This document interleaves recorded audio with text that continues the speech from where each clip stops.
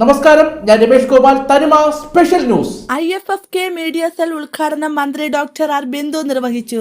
തിരുവനന്തപുരം മികവാർന്ന സിനിമകൾ ജനങ്ങളിലേക്ക് എത്തിക്കേണ്ട ഉത്തരവാദിത്വം കേരള രാജ്യാന്തര ചലച്ചിത്രമേള പൂർണ്ണാർത്ഥത്തിൽ നിർവഹിക്കുന്നതായി ഉന്നത വിദ്യാഭ്യാസ സാമൂഹ്യനീതി വകുപ്പ് മന്ത്രി ഡോക്ടർ ആർ ബിന്ദു പറഞ്ഞു.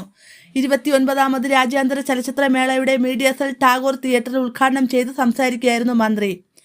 എല്ലാ വിഭാഗങ്ങളെയും ഉൾക്കൊണ്ടുപോകുന്ന സമീപനമാണ് ചലച്ചിത്ര പ്രവർത്തകരിൽ നിന്നും ഉണ്ടാകേണ്ടത്. ലോകമെമ്പാടുമുള്ള വിവിധ മനുഷ്യ സമൂഹങ്ങളുടെ ജീവിതങ്ങളുടെയും അതിജീവനങ്ങളുടെയും നേർസാക്ഷ്യങ്ങളാണ് മേളയിലെ ഓരോ ചിത്രങ്ങളും. ആസ്വാദകരെ സംബന്ധിച്ചിടത്തോളം ലോകസഞ്ചാര അനുഭവമായി ചലച്ചിത്രമേള മാറുന്നു. കേരളത്തിലെ യുവജനങ്ങളുടെ സാന്നിധ്യം മേളയെ കൂടുതൽ സജീവമാക്കുന്നു. വനിതാ സംവിധായകരുടെ സിനിമകളുടെ പ്രാതിനിധ്യം ഈ വർഷത്തെ മേളയെ കൂടുതൽ ശ്രദ്ധേയമാക്കും.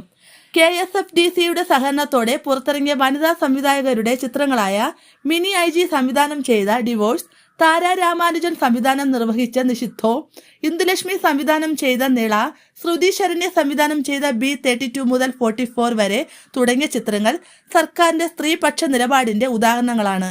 ചലച്ചിത്ര സംസ്കാരത്തിന്റെ പാതയിൽ അവസരം ലഭിക്കാതെ ഒഴിവാക്കപ്പെട്ടിരുന്ന വിഭാഗങ്ങൾ കൂടി ശക്തമായി ഈ മേഖലയിലേക്ക് കടന്നുവരുന്നു എന്നുള്ളത് ശ്രദ്ധേയമാണെന്നും മന്ത്രി പറഞ്ഞു.